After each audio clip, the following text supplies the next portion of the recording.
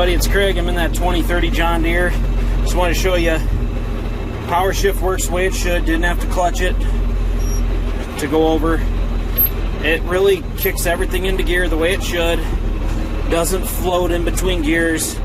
Make for a really, really nice loader tractor, guys. Got your joystick control right there.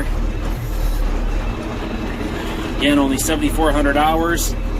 We'll make the transition back over to reverse. Like I said, not clutching it. Going right over to reverse. And she backs up. All 4 speeds work good. Back over. Like I said, guys, power shift, I looked it over. Everything is driving the way it should, responds the way it should. Front wheel assist, I can hear it, feel it shifting in and out when I disengage and engage it. All around front end's in really good shape, guys. This tractor hasn't had a loader on it very long. Never's pushed manure.